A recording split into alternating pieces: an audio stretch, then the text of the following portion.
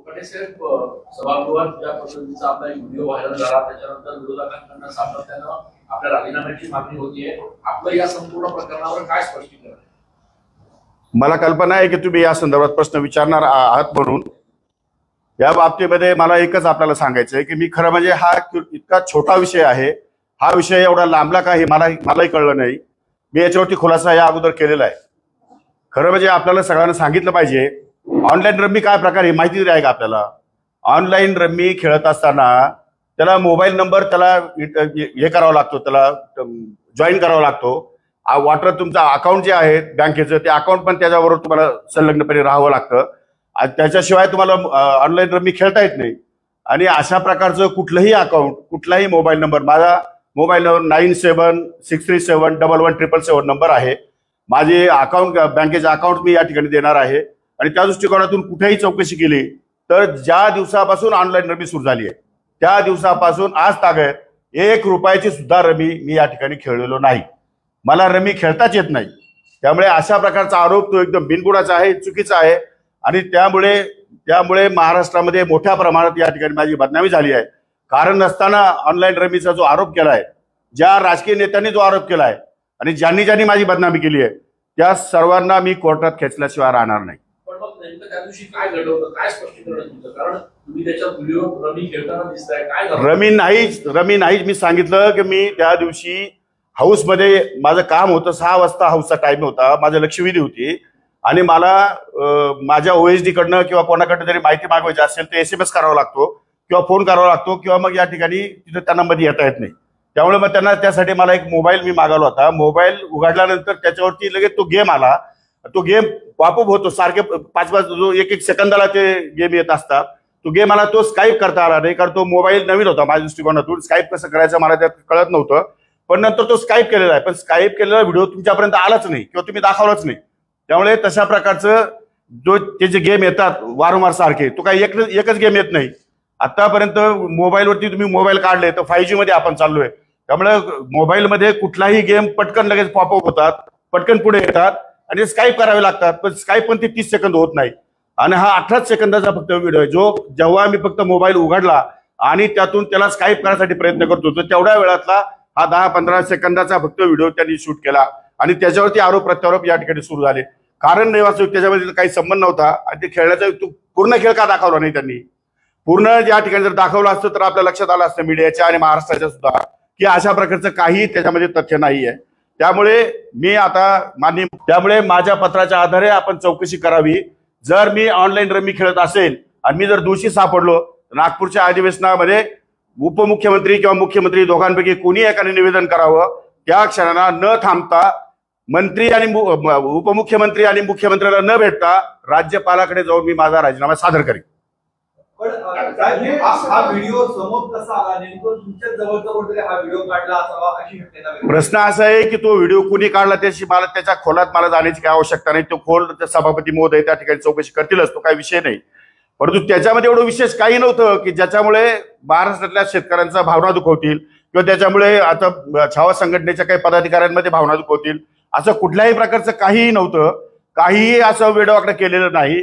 मी आतापर्यंत शेतकऱ्याच्या संदर्भात महाराष्ट्रात इतके निर्णय घेतले, त्या संदर्भामध्ये कोणी काही या ठिकाणी भाष्य केलेलं नाही. आणि फक्त ज्याचा शेतकऱ्याशी संबंध नाही अशा गोष्टीच फक्त मीडियामध्ये दाखवल्या गेल्या. त्यामुळे या संदर्भामध्ये जे दोषी असतील त्या सर्वांचे CDR चेक करायचे. त्या सर्वांनी याच्या पाठीमागचा सूत्रधार कोण आहे, कुणी याच्यामध्ये भाग घेतलेला आहे, या सगळी चौकशी एकदा होऊन जाऊ द्या.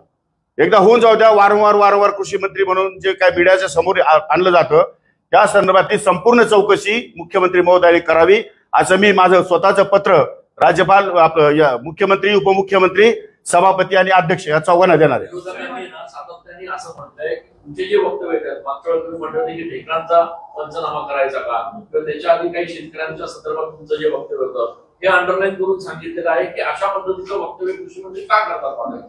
अहो मला सांगा, ढेकळ म्हणजे काहीतरी सांगा तुम्ही. जर तुम्हाला ढेकळांचा अर्थच कळत नाही तर त्यावरती उगीच मीडियामध्ये बदनामी का करतात? ढेकळ म्हणजे एकदा त्यामध्ये पीक काढणी प्रयोग संपला की त्यानंतर शेतीला नांगरट करावी लागते.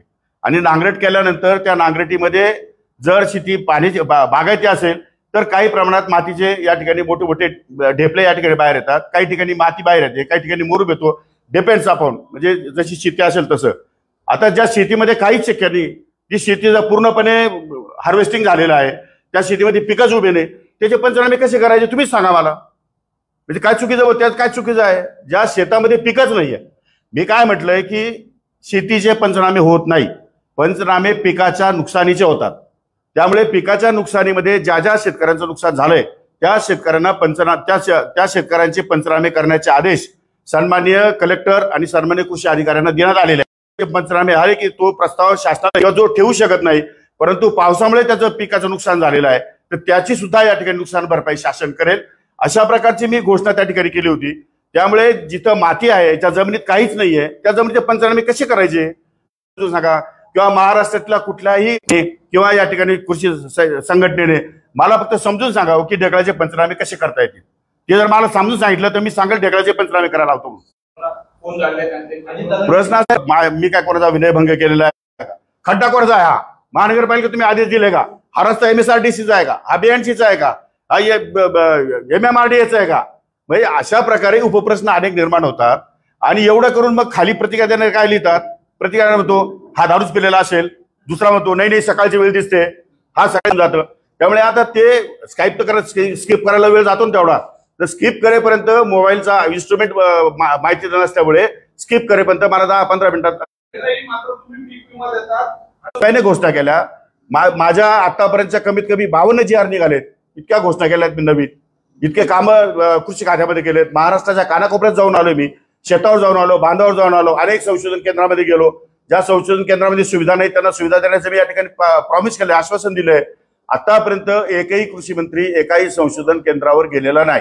मी विद्यापीठांना जाऊन भेट दिल्या, संशोधन केंद्रात जाऊन भेटी दिल्या, शेतकऱ्यांना जाऊन भेटी दिल्या, त्यांच्या अडचणी समजून घेतल्या. त्यामध्ये त्या वेगवेगळ्या प्रकारचे GR काढले. फर्स्ट कम फर्स्ट सर्वचा GR माझाच आहे. प्रत्येक गावामध्ये वेदर स्टेशन निर्माण व्हावं ही पण माझीच मागणी आहे. म्हणजे या गोष्टीमध्ये ज्या ज्या अडचणी शेतकऱ्यांच्या आहेत त्या अडचणी दूर करण्यासंदर्भात आपल्याला काय काय करता येईल आणि त्या संदर्भातली फीडबॅक जो आहे तो शेतकऱ्यांकडून कसा मिळेल यासाठी माझे प्रयत्न सुरू आहे. गेल्या 6 महिन्यामध्ये प्रचंड मोठा बदल या कृषी विभागामध्ये आपल्याला बघायला मिळेल. मी तर आपल्याला एवढंच सांगतो की 100 दिवसाच्या कार्यक्रमामध्ये 3रा क्रमांक कृषी विभागाचा आलाय. उगीच येतोय, आपोआप येतोय कधी नंबर. ज्यांच्याबद्दल तुम्ही असं म्हणता की त्यांना कोर्टात खेचू किंवा ज्यांनी व्हिडिओ काढला त्यांना कोर्टात खेचू, त्यांचं असं सांगणं आहे की आमच्याकडे याचा मोठा व्हिडिओ आहे, तो पण आम्ही समोर आणू. जरूर आणू ना, काही हरकत नाही, आमची त्या तयारी आहे. मी कोर्टात खेचणारे म्हटलं त्यांना कोर्टात दाखवावंच लागेल. ते मी त्याची चौकशी लावणार आहे सविस्तर. या संपूर्ण प्रकरणाची सविस्तर चौकशी लागणार आहे. मी ऑनलाईन रमी खेळत होतो का आणि ऑनलाईन रमीचे माझे सगळे रेकॉर्ड, माझे मोबाईल नंबर, माझा CDR, माझे अकाउंट्स, हे सगळे ते लिंक त्याच्याशी आहे का हे सगळे चौकशीतून बाहेर येईल. आणि चौकशीतून बाहेर आल्यानंतर तो रिपोर्ट नागपूरच्या अधिवेशनामध्ये माननीय उपमुख्यमंत्री किंवा मुख्यमंत्री या ठिकाणी जाहीर निवेदन करतील. आणि त्या संदर्भात जर मी दोषी सापडलो तर मी त्या क्षणाला 1 सेकंदामध्ये राज्यपालकडे जाऊन माझा राजीनामा देऊन टाकेल. ते कोण काय बोलतं, विरोधक काय बोलतात याच्याशी मला घेणं नाही. पण जे जे विरोधक जे बोलले माझ्या संदर्भात, रमीच्या संदर्भामध्ये, त्या सर्व विरोधकांना आबरू नुकसानीचा दावा मी त्यांच्यावर दाखल केल्याशिवाय राहणार नाही. मुख्यमंत्र्यांशी बोलणं झालं नाही, परंतु उपमुख्यमंत्री अजितदादांशी या संदर्भात नाही बोलणं झालं. नाही, फोन बंद आहे त्यांचा, फोन स्विच ऑफ आहे. पण आपल्याला म्हणजे एवढं वादन उठलेलं असताना आपल्याला असं वाटलं नाही का मुख्यमंत्री उपमुख्यमंत्र्यांच्या कानावर घालावं आपली बाजूला? मुळात वादंग उठवलं कुणी? वादंग उठण्यासारखं झालं काय? मी अनावश्यक गंभीरता निर्माण करताय. मला तेच सांगायचं ना, मला सगळ्या ज्या लोक दोषी आहेत यांचे सगळ्यांचे CDR चेक करायचे. यांच्या पाठीमध्ये नेमकं कोण आहे, यांच्या पाठीमध्ये यांना कोणाचे फोन जातात, हे कोणामुळे मला टार्गेट करताय आणि 5-5, 10-10 सेकंदाची फक्त जाहिरात दाखवतात. मी शेतकऱ्यांना म्हटलो नाही, मी असं म्हटलो की लग्न कार्य सुपाऱ्या याच्यावरती खर्च जास्त कोणीच करू नये. म्हणजे शेतकरीच नाही, शेतकऱ्यांनी तर करूच नये, परंतु इतर सुद्धा व्यापारी आहेत, उद्योजक आहेत, नोकरदार आहेत. लग्न ही काय स्पर्धा नाही, लग्न हा एक संस्कार आहे. त्यामुळे संस्काराच्या पद्धतीने करावं आणि तो मला अधिकार आहे. कारण मी लग्न माझं स्वतःचं मंदिरामध्ये केलेलं आहे. मी माझ्या लग्नावर खर्च केलेला नाही. माझ्या मुलीचं लग्न सुद्धा मी 200 लोकांमध्ये केलेलं आहे. त्यामुळे मला नैतिक अधिकार आहे बोलण्याचा. कुणी बोलावं, ज्याला नैतिक अधिकार आहे तोच बोलू शकतो ना. मी काय राजकीय पुढाऱ्यांसारखे लग्न केलेलं नाहीये, मी साध्या मंदिरात जाऊन लग्न केलंय माझं. आपण कायमच कुठल्या वादात आला त्यामुळे तुमचा पक्ष देखील अडचणीत होता असं वाटत नाही? नाही, अजिबात नाही. माझा पक्ष अतिशय उत्कृष्ट काम करतोय. माझे पक्षाचे नेते नाही अडचण येईल का? मी जर तुम्ही मीडिया जर चुकीच्या पद्धतीने दाखवत असाल तर मग पक्षाला अडचण द्या, लोकांमध्ये गैरसमज निर्माण होतो. मीडियातूनच बातम्या जाऊ राहिल्या सगळ्या. हा काही व्हिडिओ मीडियाने काढला होता तुमच्या सभागृहातल्या कुठल्या तरी सदस्याने तो व्हिडिओ काढला रोहित पवारांनी. पण माझं असं म्हणणं आहे की मीडियाने खात्री करणं आवश्यक होतं का नाही? हा तुमचा काय फोटो आहे, कशामुळे आलाय, हा रमी आहे का काय आहे? तुम्ही मला विचारलं असतं तर कदाचित ते काल दिली ना मी प्रतिक्रिया की रमी नाही आहे ती, आणि त्याबरोबर ते गेम कुठेतरी स्काईप करता असताना तो दिसलेला आहे. एवढंच बोललो मी काल, सांगितलं मी त्याला. पण त्याला थांबायला पाहिजे की नाही प्रकरण? ते थांबलं नाही. पुन्हा 3-4 दिवसापासून मीडिया सुरूच आहे. बघा, तटकर साहेबांनी अतिशय सौजन्याने त्या छावा संघटनेच्या पदाधिकाऱ्यांचं निवेदन घेतलंय, उठून बोललेत. इतक्या रागारागात ते लोक बोललोय तरी पण तटकर साहेबांनी खूप शांतता राखून ते निवेदन घेतलेलं आहे आणि शांततेच्या वातावरणात चालू होतं. नंतर काय झालं त्याच्या मला कल्पना नाही, परंतु जे काही झालंय ते चुकीचं झालंय ही गोष्ट मला पण मान्य आहे. ती चौकशी तर करावीच लागेल ना. म्हणून तर म्हटलं की सीडीआर चौकशी करावी लागेल आणि त्या संदर्भामध्ये जे राजकीय पुढारी कोणाशी बोलतात, कोणत्या संदर्भात बोलतात, कोण त्याला जबाबदार आहे ते शोधावंच लागेल मला कुठल्या परिस्थितीमध्ये.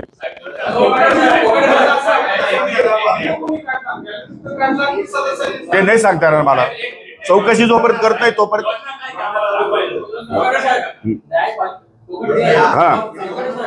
सभागृहामध्ये जो विषय होतो तो न्यायपालिकेत घेऊन जाता येते, दावा पूर्ण होण्याने कसं दाखल करणार? चौकशी करणार, पहिले सभापती चौकशी करणार, पहिले अध्यक्ष चौकशी करणार. खालच्या हौशा लोकांना वरच्या हौसमधल्या मंत्र्यांविषयी असं बोलता येतं की नाही, तो कायदा काय ते तपासून घेणार. ते काल त्याचा चौकशी अहवाल आल्यानंतर मी माझी केस कोर्टामध्ये त्यांना शोकास नोटीस देणार की तुम्ही आबरू नुकसान तुमची माझी तुम्ही राज्यभर बदनामी केली, या संदर्भात तुम्ही तुमच्यावर केस का दाखल करण्यात येऊ नये. माझी इथून गेल्यानंतर जळगाव नंदुरबारला तर पुढच्या आठवड्यामध्ये नवे नाही आहे ना, मग तुम्ही आज कसं काय मीडियाला डायरेक्ट देतात? अशी कशी काय बदनामी करता तुम्ही एखाद्या मंत्र्याची? स्वपक्षातले किंवा मित्र पक्षातले पण काही लोक असू शकतील ना, जे असतील ते बाहेर येतील. चौकशीतून जे असेल ते सत्य बाहेर येईल. नाही, त्यांचा सीडीआर नाही. याच्यामध्ये कोण कोण नेते कोणाकोणाशी बोलतात आणि काय या ठिकाणी जे ब्रीफ करतात त्या संदर्भातली माहिती घेण्यात येईल. काही मीडियाचे पण लोक असू शकतात त्याच्यामध्ये, ते पण चौकशी करावी लागेल. मी तुम्हाला एकच सांगतो की एकदा मी शिवसेनेमध्ये आमदार असताना सकाळ पेपरला मुंबईला एक बातमी छापून आली की माणिकराव कोकाटे अशा प्रकारचे भ्रष्टाचारामध्ये अडकले. मी स्वतः आर पाटील त्यावेळेस केंद्रीय गृहमंत्री होते, मी त्यांना स्वतः पत्र दिलं की अशा प्रकारचा आरोप माझ्यावर या ठिकाणी वृत्तपत्राने केलेला आहे, याची सविस्तर चौकशी व्हावी. रितसर अँटी करप्शनने माझी चौकशी केली आणि मला निर्दोष सिद्ध केलेला आहे. त्यामुळे माझ्या बाबतीमध्ये आतापर्यंतचा इतिहास आहे, कुठेही तुम्हाला काही सापडणार नाही. त्यामुळे मला या सगळ्या गोष्टीचं काही या ठिकाणी माझा स्वार्थ काही नाही याच्यामध्ये. त्यामुळे मला ह्या सगळ्या गोष्टी चुकीच्या दिशेने चालल्या असं वाटतंय आणि म्हणून मी तुम्हाला या ठिकाणी ब्रीफ करतो.